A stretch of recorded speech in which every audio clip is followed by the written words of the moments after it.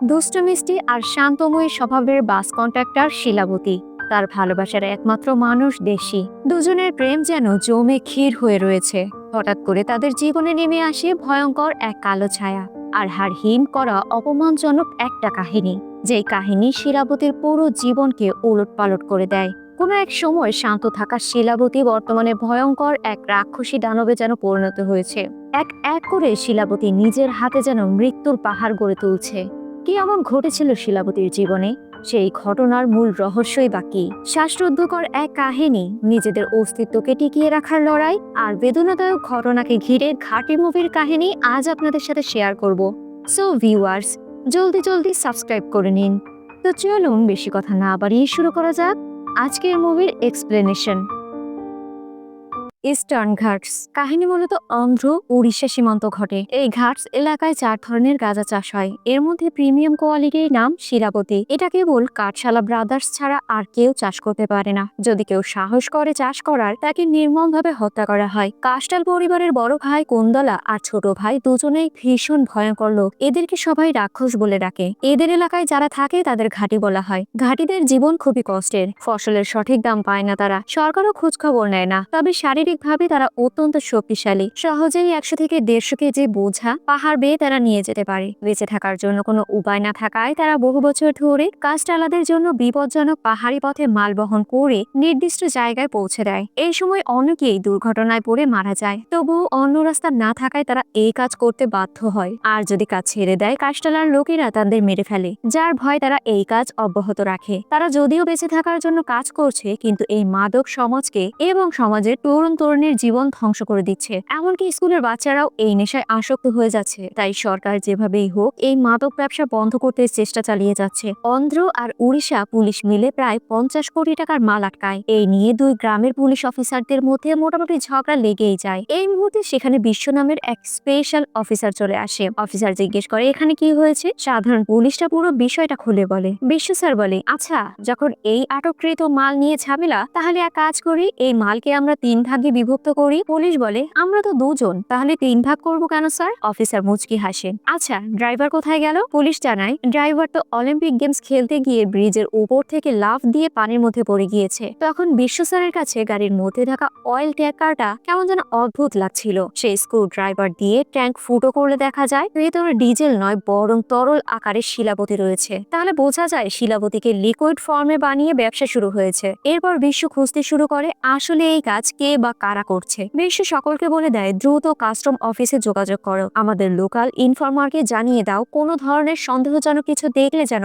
আমাদের দ্রুত তারা ইনফর্ম করে। আর অবশ্যই ওই সীমান্তে যেন চেকপোস্ট বসানো হয়। এরপর চলে আসে কলকাতায়, যেখানে যিশুর চরিত্রের নাম মিস্টার মান্দানি। সেখানে এমএলএ সাহেব চলে আসে। মান্দানির পিএ ভুজাইয়া এমএলএ কে বলে, 3 সপ্তাহ আগে আন্দামানে কোটি টাকার মাদকদ্রব্য পাওয়া গিয়েছে। আমাদের হুকুম ছাড়া তো বন্দরে কোনো কাজ হয় না, তাহলে এখন কি চলছে? পিএ বলে কাস্টালা আর ওর ভাই সেই শহরের রাজা। ঘাটিরা গাঁজা চাষ করে কাস্টালা ব্রাদার্সের কন্টেনারে ভরে দেয়। তারপর সেই মাল বন্দরের ব্যবসায়ী মান্দানির কাছে পৌঁছে যায়। মান্দানি সেই মাল বিদেশে রপ্তানি করে। কাস্টালা ব্রাদার্স আর মান্দানি আসলে পার্টনার, তবে মান্দানি কাস্টালা ব্রাদার্সের থেকেও ক্ষমতাবান। আগে যেমন বলা হয়েছিল শিলাবতী কেবল কাস্টালা ব্রাদার্সে চাষ করে, অন্য কেউ করলে তাকে মেরে ফেলা হয়। কিন্তু হঠাৎ করে দেখা যায় মান্দানির বন্দরের লিকুইড ফর্মে শিলাবতী পৌঁছে গিয়েছে। অথচ কাস্টালা ব্রাদার্স নিজেরাই জানে না কিভাবে শিলাবতী তরল আকারে রূপান্তরিত করা হয়েছে। তাহলে বোঝা যায় অন্য কেউ শিলাবতীতে হাত দিয়েছে। এটাই মনে মনে ভাবছিল মান্দানি। সেই বিষয়টা কাস্টালা কুন্দলাকে জানায়। এরপর ঘাটসে যারা গাঁজা ব্যবসা করে সেই প্রতিদ্বন্দ্বী গ্যাং এর লোকজন খুঁজে খুঁজে পরীক্ষা করতে শুরু করে। সন্দেহ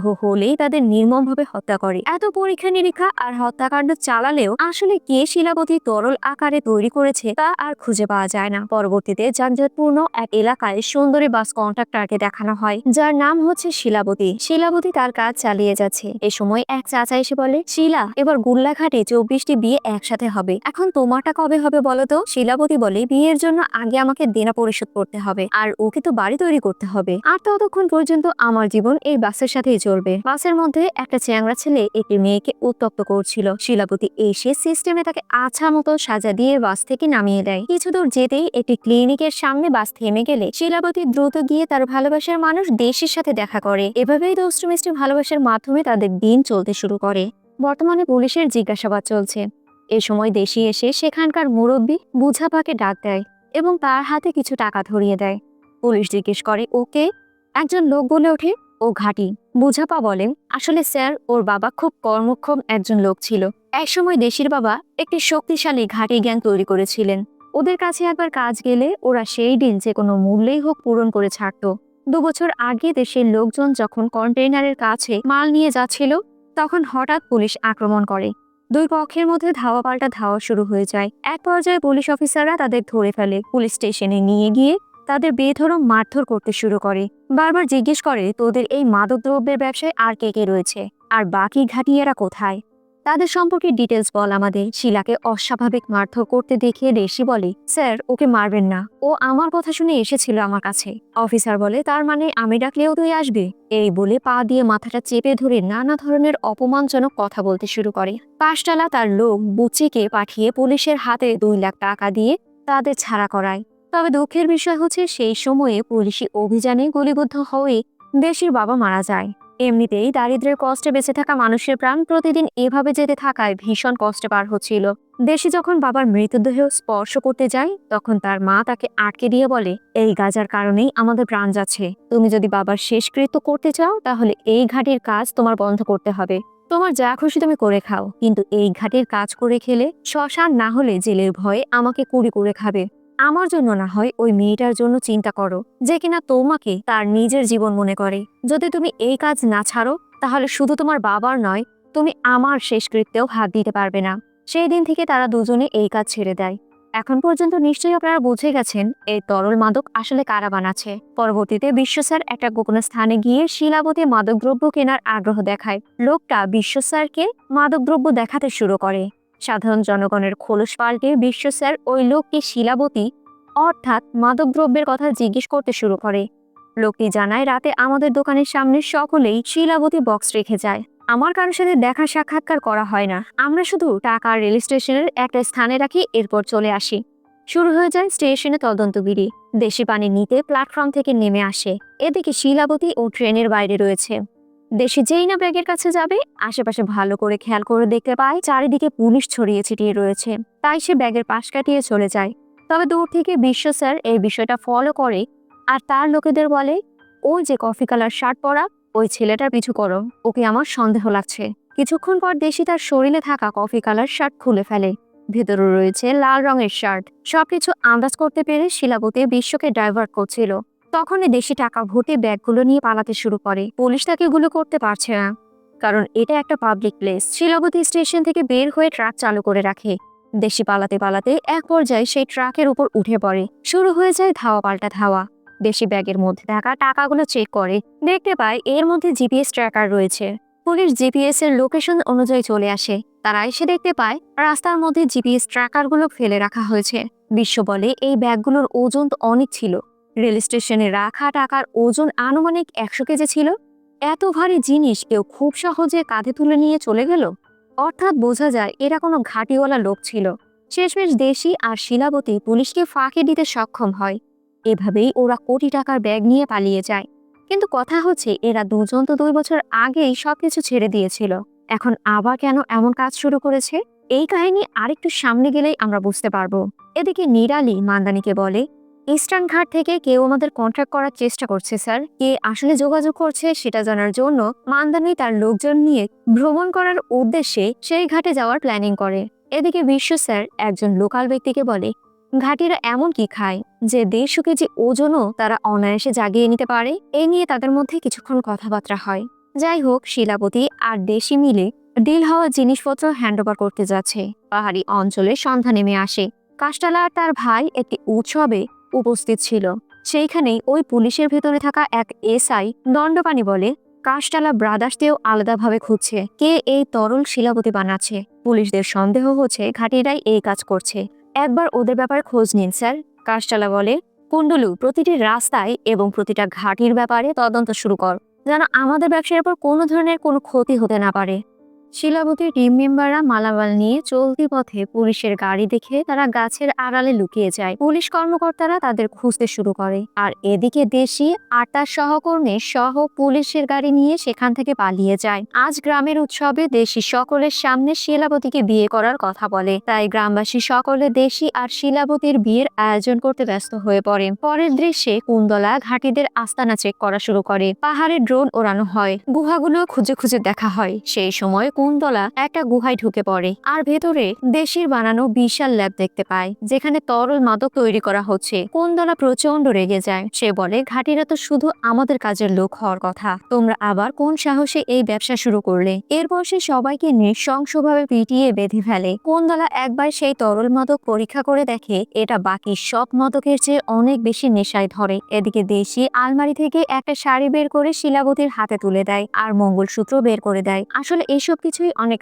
আগে থেকেই দেশি কিনে রেখেছিল। একটি ছোট্ট ছেলে ছুটে এসে দেশিকে জানায়, কুন্দলা তোমার ল্যাবের উপর হামলা করেছে, তোমার লোকজনকে ভয়ানক ভাবে মারধর করছে, গুহার মধ্যে সকল লোককে খুব নির্মমভাবে নির্যাতন করা হচ্ছে। এসব ব্যাপারে সকল ঘাটিদের জিজ্ঞাসাবাদ শুরু করা হয়েছে। এর মধ্যেই দেশি আর শিলাবতী সেই স্থানে চলে আসে। তখন কুন্দলা বুঝে যায় আসলে এসব কিছুর পেছনে দেশিই রয়েছে।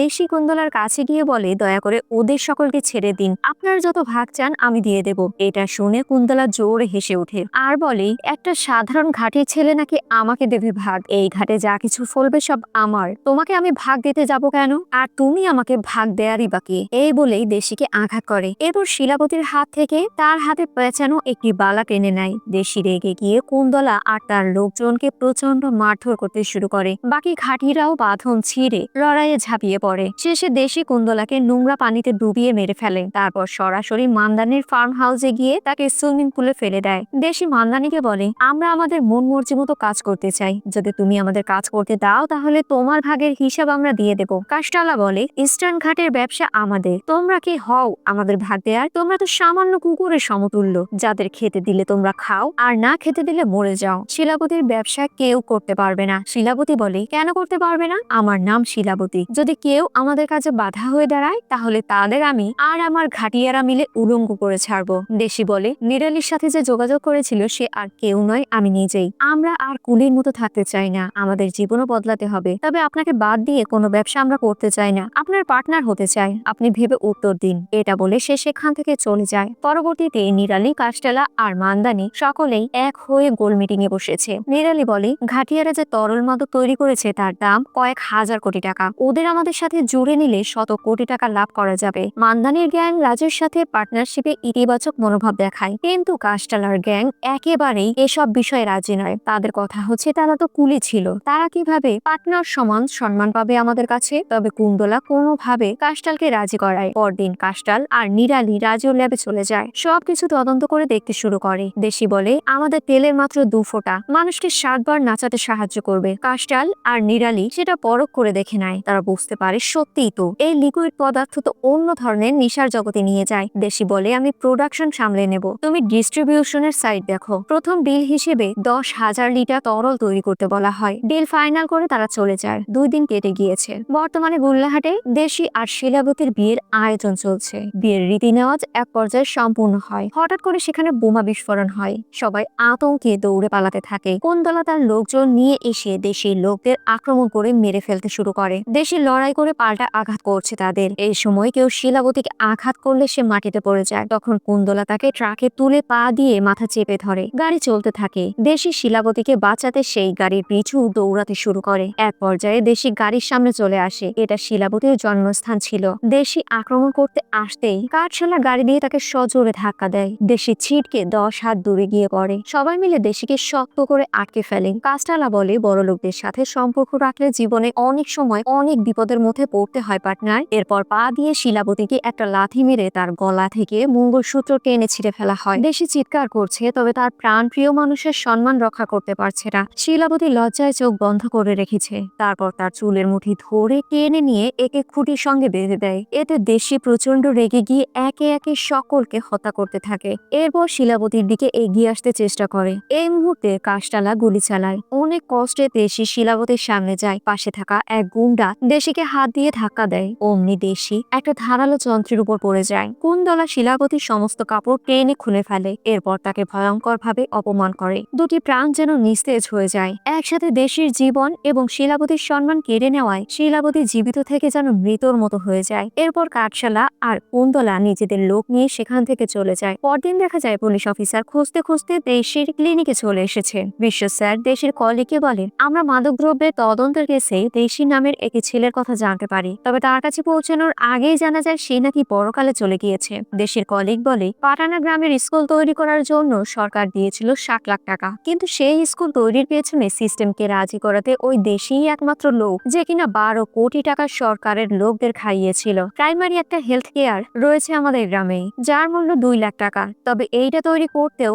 এমএলএ মিনিস্টারকে 23 কোটি টাকা দিয়েছিল। আর আমাকে অ্যারেস্ট করে কোনো লাভ নেই, আমার কাছে বেল পেপার রয়েছে। বিশ্ব স্যার বলে, আচ্ছা আমি তোমাকে আটকাবো না, কিন্তু পুলিশ স্টেশনে নিয়ে গিয়ে তো জিজ্ঞাসাবাদ করতে পারি, তাই না? চলো আমার সাথে। এদিকে দেখা যায় শখ কাটিয়ে শিলাবতী দেশিকে কবর দিয়ে দিয়েছে। শিলা মনে করতে থাকে শাশুড়ি মার কথা মতো এই ব্যবসা ছেড়ে দিয়ে তারা দুজনেই দিল্লি গিয়ে স্বাভাবিক জীবনযাপন করছিল। মা মারা যাওয়ার পর একসময় তারা গ্রামে ফিরলে ঘাটিদের অবস্থা খুব করুণ, এই বিষয়টা তারা অনুভব করতে পারেন। পরিবারের কেউ মারা গেলে সামান্য কিছু টাকা দেয়া হয়, তবে এই টাকায় তাদের ভবিষ্যৎ বলতে কিছুই থাকে না। এই ব্যাপারে কাউকে কিছু বলার কোনো অধিকারও তাদের নেই। এক পর্যায়ে তো একজন অভিভাবক এত সবকিছু সহ্য করতে না পেরে ছোট বাচ্চাকে কোলে রাখা অবস্থায় বিষাক্ত মাদকদ্রব্য সেবন করে। চোখের সামনে ছটফট করতে করতে তিনি নিচে পড়ে যায়। দেশে দ্রুত তাকে হসপিটালে নিয়ে যায়। শিলাবতী বলে, শাশুড়ি মা যদি বেঁচে থাকতো তাহলে এই পরিস্থিতিতে সে কিভাবে হ্যান্ডেল করতো বলতো? আমরা অবশ্যই মাদকদ্রব্যের কাজে হাত লাগাবো না, কিন্তু এরপরেও এই ঘাটিদের মাথা উঁচু করে দাঁড়ানোর সুযোগ করে তো দিতে পারি।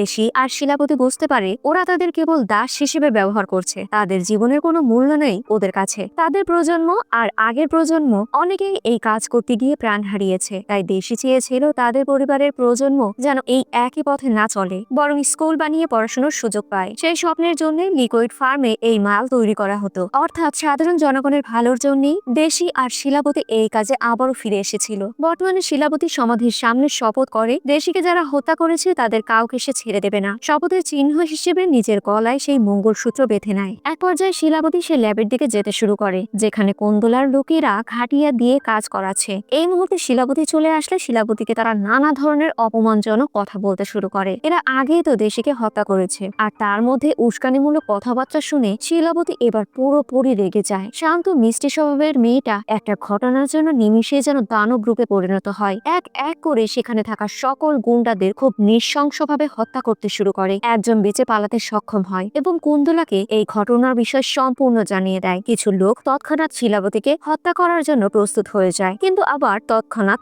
আক্রমণ করলে সকল ঘাটিরা মিলে সেই গুন্ডাদের প্রতিহত করতে শুরু করে। কাশটালা এক পর্যায়ে দণ্ডপানিকে পাঠায়। দণ্ডপানি দেশির সমাধির কাছে এসে তার কবর খুঁড়তে শুরু করে। গ্রামের ঘাটিয়ারা তাকে বাধা দেয়, কারণ এমনিতেই শিলাবতী রেগে আছে। যদি দেশির খবর খুঁড়ে ফেলে তাহলে না জানি শিলাবতী কোন ভয়ানক তাণ্ডব চালাবে। দণ্ডপানি চেঁচিয়ে বলে, শিলাবতী যেখানেই আছো তাড়াতাড়ি বের হও, না হলে কাউকে আমি ছাড়বো না। এরপর সে শিলাবতীকে সব জায়গায় খুঁজতে শুরু করে। এক পর্যায়ে এক বাসে উঠে যায়। ওই বাসে তদন্ত শুরু করে দেয়। ঠিক তখনই শিলাবতী তার শরীরে ওড়না পেঁচিয়ে শুধু চোখ দুটো বের করে ওই বাসে উঠে পড়ে। শিলাবতী বলে, এই কাশটালার কুকুর, মৃত ব্যক্তিকে কি কবরের মধ্যে আরাম করতেও দিবি না? আমি তোদের কাউকে ছাড়বো না, এক এক করে তোদের সকলকে আমি শেষ করে দেব। শুরু হয়ে যায় তাদের মধ্যে লড়াই। প্রথমে শিলাবতী দণ্ডপানির একটা আঙুল কেটে ফেলে, এরপর চুলের মুঠি ধরে পেছনে ঘুরিয়ে গলাটা কেটে ফেলে, আর কাটা মাথা নিয়ে গিয়ে একটা কাকতারুয়ার উপর বসিয়ে দেয়। এই ঘটনা জানার পর কাশটালা ও মান্দানি চমকে যায়। বিশ্ব এই বিষয়টা জানতে পারে। পরবর্তীতে দেখা যায় দণ্ডপানির হত্যার খবর এবং গাঁজা নিয়ে নিউজে বড়সড় রিপোর্ট তৈরি হয়েছে, যে রিপোর্ট দেখে সকলেই কিছুটা আতঙ্কিত রয়েছে।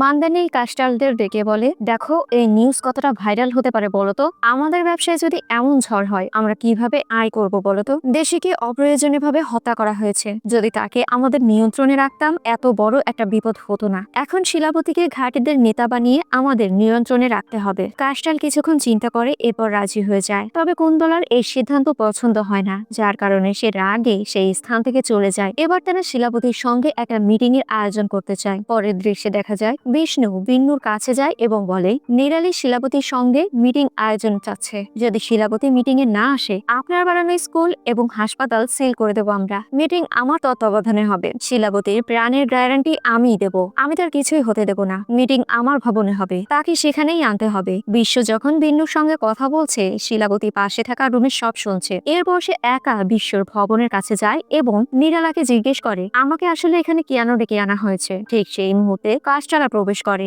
এরপর তাদের গ্যাংয়ে থাকা সকলে মিলে শিলাবতীকে বোঝাতে চায় যে তারা তাদের সঙ্গে পার্টনার হয়ে ব্যবসা করতে চাচ্ছে। তারা আলোচনা করে এবং শিলাবতীকে বোঝায়, আর বিশ্ব সবকিছু পাশে দাঁড়িয়ে শুনছে। ঠিক তখন কাস্টারা বলে তুমি আমাদের সঙ্গে পার্টনার হলে ব্যবসায় তোমার 50% ভাগ থাকবে। তোমার জীবন বদলে যাবে। যদি তুমি এখনো দেশের স্মৃতির সাথে থাকো তাহলে কেমন হবে। এবার সে শিলাবতীর ঘাড়ের মঙ্গলসূত্র টানতে চায়। শিলাবতী তো আগেই তাদেরকে হত্যা করতে চেয়েছিল, তাই এবার সে আরো ক্ষিপ্ত হয়ে কাস্টালাকে দেয়ালের দিকে ঠেলে বোতল দিয়ে আঘাত করে হত্যা করে ফেলে। বাকি গ্যাং আক্রমণের জন্য আসে। তখন শিলাবতীও তাদের মধ্যে গুলি বিনিময় হয়। ধুমধাম লড়াই চলছে। একটি গুলি শিলাবতীর শরীরে লাগে। শিলাবতী কোনো মতে একটা জিপে চড়ে পালাতে শুরু করে। পেছন থেকে কাস্টালের লোকেরা শিলাবতীর গাড়িকে ধাওয়া করতে শুরু করে। এক পর্যায়ে শিলাবতীর গাড়ি ক্রাশ করে, যার কারণে শিলাবতী গুরুতর আহত হয়। এই মুহূর্তে তারা তাকে হত্যা করতে চাচ্ছিল। ঠিক তখন তার বন্ধু বেবুলে এসে গুলি চালিয়ে তাকে রক্ষা করে। পরবর্তীতে স্থানীয় চিকিৎসক এসে শিলাবতীর শরীর থেকে গুলি বের করে দেয়, কিন্তু শিলাবতী তখনও অচেতন।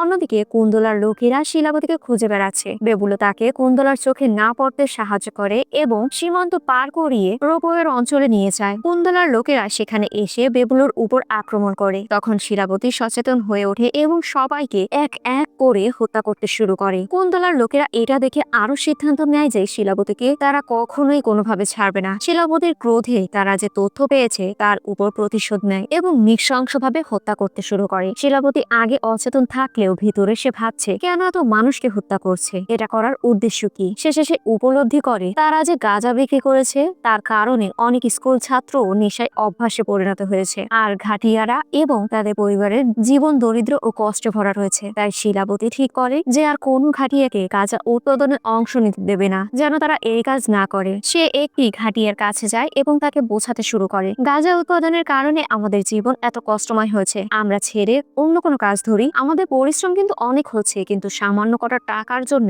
আমাদের পরিবারের পর্যাপ্ত চাহিদা সম্পূর্ণ হচ্ছে না। এতে করে আমাদের দিন দিন জীবনের বিপদ বেড়ে যাচ্ছে। তবে ঘাটিয়ারা শিলাবতীর কোনো কথাই শোনে না। তারা আবারও কাজ শুরু করে। শিলাবতীর সব ঘাটিদের ঘুরে ঘুরে বোঝানোর চেষ্টা করে যাতে মানুষ পরিবর্তন হয়। এক পর্যায়ে শিলাবতীর কথায় কিছু মানুষ রাজি হয় এবং তাদের সন্তানের জন্য ভালো জীবন নিশ্চিত করতে এই কাজ বন্ধ করে দেয়। একদিন বিশ্ব একটি হোটেলে যায় যেখানে শিলাবতী ইতিমধ্যে খাবার খাচ্ছে। তাকে দেখে পুলিশ তাকে আটক করার চেষ্টা করে। আসলে কাস্টালের লোকেরা শিলাবতীকে হত্যা করতে চাইলেও বেবুলু তাদের গুলি চালিয়ে শিলাবতীকে রক্ষা করেছিল। এরপর বেবুলি শিলাবতীকে রক্ষা করার পর তাকে সেখান থেকে নিয়ে যায় এবং বিশ্ব শিলাবতীকে কিছু না করেই ছেড়ে দেয়। যদিও বিশ্ব আক্রমণ করার চেষ্টা করলেও শিলাবতী তার জন্য প্রস্তুত ছিল। কুন্দলা ঘাটিদের গিয়ে কাজে না আসার জন্য হুমকি দিতে শুরু করে। তবে সকলেরই এক কথা, তারা তো শিলাবতীর কথা শুনে কাজ বন্ধ করেছে। তারা তাদের জীবনের এত বড় ঝুঁকি আর নেবে না। তারা তাদের সন্তানের ভবিষ্যতের কথা চিন্তা করবে, দেশে থাকা মানুষের কথা চিন্তা করবে। তারা বলে মারা যাই আমরা যাব, কিন্তু কখনোই আমরা কাজ করতে আর যাব না। কুন্দলা রেগে গিয়ে সেখানে থাকা সকলকে মারধর করতে শুরু করে। এক পর্যায়ে তো মহিলাদের গায়েও হাত তুলতে শুরু করে। পুরো জায়গা যেন শ্মশানের পরিণত হয়। এত নৃশংসভাবে হত্যার পর